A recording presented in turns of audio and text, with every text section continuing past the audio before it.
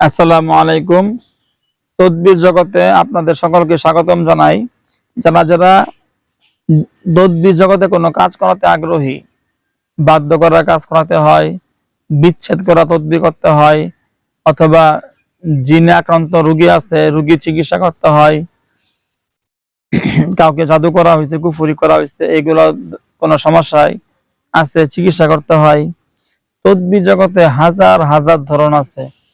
বা আপনাকে কেউ তাবিজ করছে, কুফরি করছে, বা আপনার উপরে কোনো জিনের সমস্যা আছে, জাদুর সমস্যা আছে, বা আপনার পরিবারের কেউ কারো ব্যাপারে জানতে চান, সে কি কোনো পরকীয়া প্রেমে আসক্ত হয়েছে কিনা, কোনো পরকীয়া প্রেমে জড়ায়া গেছে কিনা, তার ব্যাপারে আপনি জানতে চান।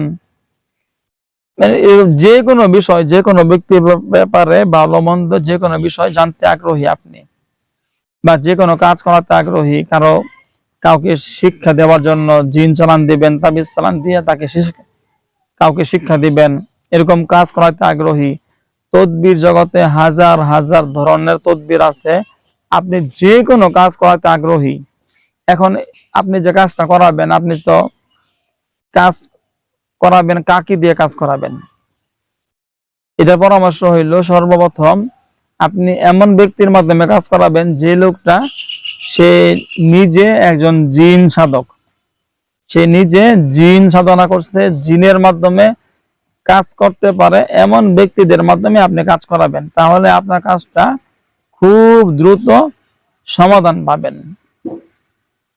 যে লোকটা নিজে জিন সাধনা করছে, জিন সাধক, নিজে জিনদের মাধ্যমে সে কাজ করতে পারে, এরকম ব্যক্তি যারা আছে, এরকম লোকের মাধ্যমে আপনি কাজ করাবেন। যেরকম আমি আমার ইউটিউবে, ফেসবুকে, অনলাইনে 20-30 হাজার ভিডিও ছাড়া আছে। প্রত্যেকটা ভিডিওতে আমি নিজে বলছি যে আমি একজন জিন সাধক, আমি হাজার হাজার লক্ষ লক্ষ জিন সাধনা করছি। জিনদের মাধ্যমে দেশে বিদেশে যে কোনো ধরনের আমি তদবির করে আর থাকি। 17-18 বছর যাবৎ প্রায় তদবির জগতে কাজ করতেছি। তা যারা যারা তদবির করাতে আগ্রহী, আপনারা অবশ্যই আমার সাথে যোগাযোগ করবেন। যেরকম প্রকাশ্যে নিজের চেহারা দেখাইয়া, মুখ দেখাইয়া, সামনে বৈশা, নাম ঠিকানা দিয়া, নাম্বার টাম্বার দিয়া প্রকাশ্য ভাবে বলতেছি যে আমি একজন জিন সাধক। কোটি কোটি দলে দলে জিন আছে আমার কাছে, ওদের মাধ্যমে আমি দেশে বিদেশে সকল মানুষের তদবির জগতে তদবির করে থাকি। ঠিক আছে?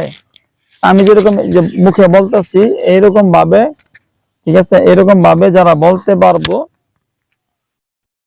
যারা যারা এরকম ভাবে আমার মতো সরাসরি এরকম ভিডিওর সামনে বসে বলবো যে আমি একজন জিন সাধক, এরকম ব্যক্তি দেখেন আমি ছাড়া আরো একজন খুঁজে পান কিনা দেখেন। আপনার কাছে বলবো, কিন্তু আমি যেভাবে বলতেছি যে আমি সরাসরি একজন জিন সাধক, আমি জিনের মাধ্যমে দেশে বিদেশে সকল ধরনের আমি কাজ জিনদের মাধ্যমে করে থাকি, কাজ করতে পারি। যারা যারা কাজ করতে আগ্রহী, আপনারা অবশ্যই যোগাযোগ করেন। এই যেরকম ভাবে আমি বলতেছি, এরকম ভাবে বলতে পারে বা বলছে, এরকম একজন লোক কবিরাজ পাবেন না যারা প্রকাশ্যে ঘোষণা করবে যে সে নিজে একজন জিন সাধক।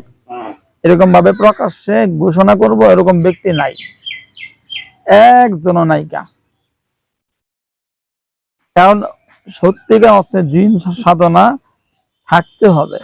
আমি জিনদের সাথে কথা বলতে পারি, নিজে নিজে কথা বলতে পারি, জিনদেরকে আমি দেখতে পারি, ওদের মাধ্যমে আমি যে কোনো কাজ করাতে পারি, তাবিজ কবজ উঠাইতে পারি, তাবিজ কবজ নষ্ট করতে পারি। যে কোনো মানুষের উপরে কোনো বান মারা হয়েছে, কুফরি করা হয়েছে, 5-10 মিনিট সময়ের মধ্যে আলহামদুলিল্লাহ রোগী সুস্থ হয়ে যা। দীর্ঘদিনে জিনে আক্রান্ত রোগী, জাদুতে আক্রান্ত রোগী সুস্থ হয়ে যা। অনেক ডাক্তার আছে, বড় বড় মাপের ডাক্তার, ঢাকা, চিটাগাং বিভিন্ন বিভাগে অনেক বড় বড় ডাক্তার, প্রবাসে অনেক বাঙালি ডাক্তার আছে, বিভিন্ন জায়গায়। যে হুজুর, এই যে আমার একটা রোগী আছে, রোগীদের সাথে কথা বলেন, মানে তাদের কাছে হাসপাতালে ভর্তি, এরকম অনেক রোগী আছে হাসপাতালে ভর্তি, যে রোগীরা ধরেন 3 দিনের মধ্যে সুস্থ হবার কথা, 7 দিনে সুস্থ হয়ে যাওয়ার কথা, 2 দিনে সুস্থ হয়ে যাওয়ার কথা, অ্যাক্সিডেন্ট করছে বা অপারেশন করছে বা ওই শ্বাসকষ্ট সমস্যা, বিভিন্ন রকম সমস্যা থাকে না হাসপাতালে। অনেক রুগীরা আছে হাসপাতালে ভর্তি, হ্যাঁ, মানে যে রুগীটা 4-5 দিনে সুস্থ হয়ে যাওয়ার কথা, সে মাস হয়ে পার হয়ে গেল, 20 দিন 25 দিন হয়ে গেছে, 1-1.5 মাস 2 মাস হয়ে গেছে, তার গা শুকায় না, তার হাড় যে ভাঙ্গা বা অপারেশন করছে শুকায় না, গাও শুকায় না, ব্যথাও কমে না। ওই 1-1.5 মাস ধরেই ওই গাওটা কাঁচা রয়েছে, সেলাই করা কাঁচা, শুকায় না। এরকম অনেক রুগী আছে, মানে ভালো হচ্ছে না।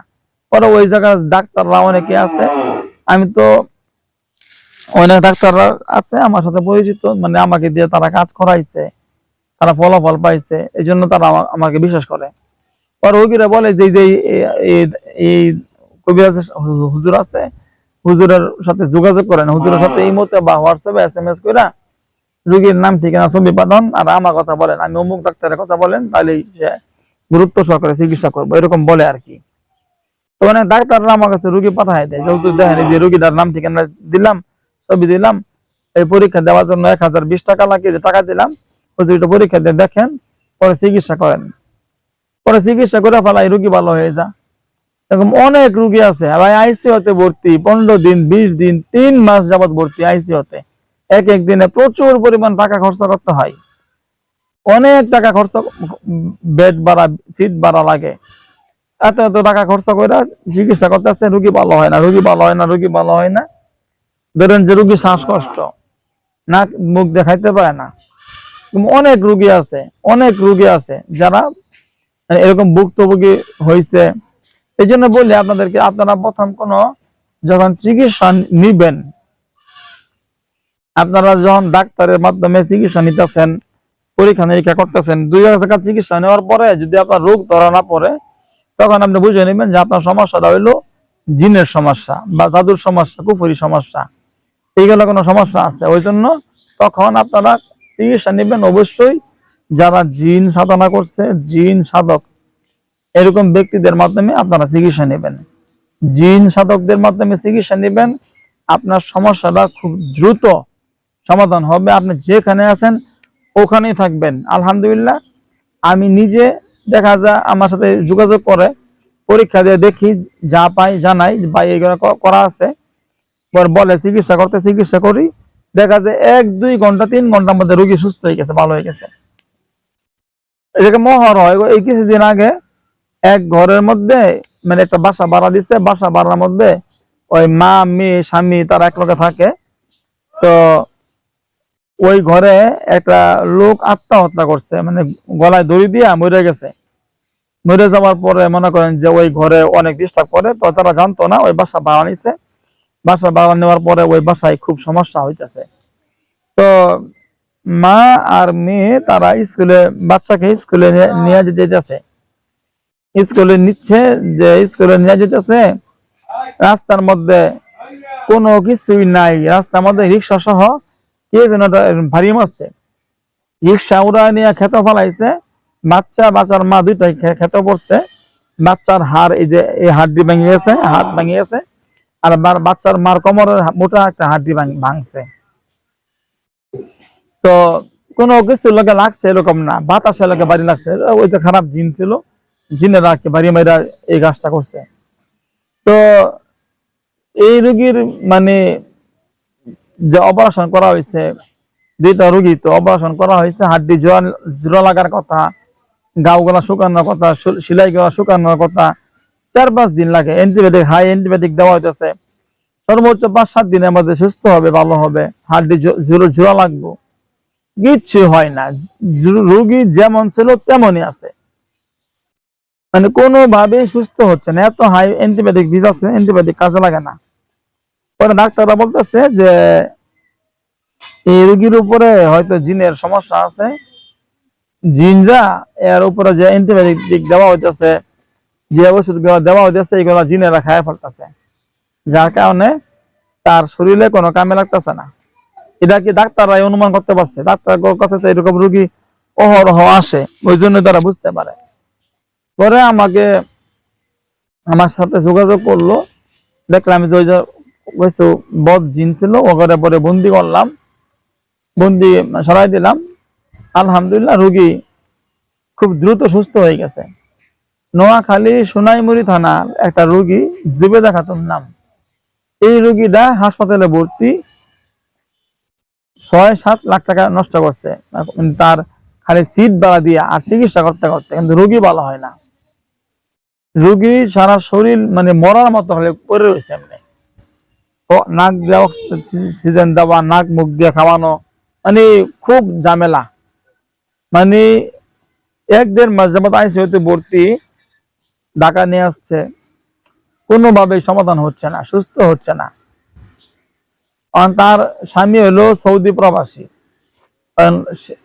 ওখানে 2টা মেয়ে আছে, তার 2 মেয়ের মধ্যে 1 মেয়ে আমার সাথে যোগাযোগ করলো, পরে তার বাবার নাম্বার দিল, তার বাবা আমার সাথে যোগাযোগ করলো যে হুজুর এই অবস্থা। তা পরীক্ষা দিলাম, দেখলাম যে তার উপরে তো তার যে স্বামী আছে না, যে রোগীর যে স্বামী আছে, স্বামীর আপন বোন, ঠিক আছে, ভাই বউয়ের লগে এই রোগীর লগে শত্রুতা, তার উপরে অনেক একাধিক জিন চালান করছে, তাবিজ কবজ করছে, কুফুরি করছে, কইরা এই গলা করাইছে। যাক, চিকিৎসা করলাম, সব জিন বন্দি করলাম, জাদু করলাম, নষ্ট করলাম, কাটলাম। আলহামদুলিল্লাহ রোগীটা মাত্র 2-2.5 দিনের মধ্যে, মানে ওই দিন থেকেই অনেকটা পাতলা হয়ে গেছে, আরাম হয়ে গেছে, সবকিছু, ডায়াবেটিস নিয়ন্ত্রণ হয়েছে, শ্বাসকষ্ট নিয়ন্ত্রণ হয়েছে, শারীরিক যে অবস্থাগুলো ছিল সবকিছু নিয়ন্ত্রণে আবার শুরু হয়েছে চিকিৎসা করার 2-3 ঘন্টা পর থেকেই। এবং উঠা বসা শুরু করছে 2.5 দিনের মধ্যে, মাত্র 2.5 দিনের ভিতরে সে মোটামুটি মানে একরকম সুস্থ হয়ে গেছে, চলাফেরা করতে পারতেছে। পরে তাকে বাড়িতে নিয়ে গেছে, এখনো বাড়িতে আছে, সুস্থ আছে, ভালো আছে। তো এই জন্য বর্তমানে যে পরিমাণ অবস্থা দেখতেছি, মানে জাদু কুফরি এইগুলা শেষ জামানায়, রাসূল সাল্লাল্লাহু আলাইহি সাল্লাম বলছেন শেষ জামানায় এরকম জাদু কুফরির প্রচলন বৃদ্ধি হবে। কারণ বর্তমানে মানে এই সমস্যাগুলো অনেক বেশি। এক বাচ্চা মেয়ে, 14-15 বছরের মেয়ে, শ্বাসকষ্ট, মারাত্মক শ্বাসকষ্ট, ময়মনসিংহ 4-5-6টা ডাক্তার দেখাইছে, অনেক ট্রিটমেন্ট করাইছে, কোনো রোগ ধরা পড়ে না। ঢাকা নিয়ে গেছে, ঢাকা এক রাত্রে একদিনে 4টা ডাক্তার দেখাইছে, 4টা ডাক্তার দেখাইছে, ভালো হয় না, কোনো রোগই ধরা পড়ে না। ডাক্তাররা বলে রোগ ধরা না পড়লে চিকিৎসা কেমনি করবো, শ্বাসকষ্ট এমনি হয়, এটা আঙ্গ চিকিৎসার মধ্যে ধরা পড়তেছে না। করাতে ওই রুগী নিয়ে ময়মনসিংহ জন আসে, আমার সাথে যোগাযোগ করে, হুজুর এই অবস্থা। পরীক্ষা দিলাম, চিকিৎসা করলাম, দেখলাম এই বাচ্চার উপরে জাদু করা, তাবিজ করা হয়েছে, তাবিজ কুফরি করা হয়েছে, নষ্ট করছি। এখন পর্যন্ত সুস্থ বাচ্চারা, এখনো সুস্থ। এরকম অহরহ রোগী আছে। যাই হোক, যারা আপনারা এরকম ভুক্তভোগী যারা আছেন, আমার অনুরোধ, আপনারা যাকে দিয়ে চিকিৎসা করাবেন যেন লোকটা জিন সাধক হয়। জিন সাধক ছাড়া যারা রুকাইয়া করে বা অমুক মসজিদের হুজুর, মাদ্রাসার হুজুর, এনারা কবিরাজ না, তারা মাদ্রাসার দায়িত্বে আছে, মসজিদের দায়িত্বে আছে, বড় বক্তা, সে ওয়াইজিন হিসেবে, বক্তা হিসেবে সে কাজ করে। উনাদের ফুফায়ে আপনার কোনো কাম হইতো না, এটা মনে রাখবেন। তবে বুজুর্গ মানুষ, যে লোকটা অনেক আল্লাহওয়ালা বুজুর্গ, তাদের কাছে দোয়া চাবেন, তাদের দোয়ার বিনিময়ে আল্লাহ ভালো করতে পারে। চিকিৎসা করতে হবে, চিকিৎসা সবার আগে করতে হবে, এটা মনে রাখবেন। চিকিৎসা না করলে রোগ ভালো হবে না। আমার ইমো নাম্বার, হোয়াটসঅ্যাপ নাম্বার 2টা, 01712 38 74 36, 01712 38 74 36, 01711 25 66 95, 01711 25 66 95, 01711 25 66 95। আমার ইমোতে অথবা হোয়াটসঅ্যাপে আপনারা SMS করবেন, ভয়েস করবেন। SMS করে, ভয়েস করে আপনার সমস্যা কথাগুলো বলবেন, আমি শুনবো, শুনে অবশ্যই আপনাকে উত্তর দেব। এভাবে ইনশাআল্লাহ যোগাযোগ করবেন, ডাইরেক্ট কল দিবেন না, ডাইরেক্ট কল রিসিভ করার সময় সুযোগ থাকে না।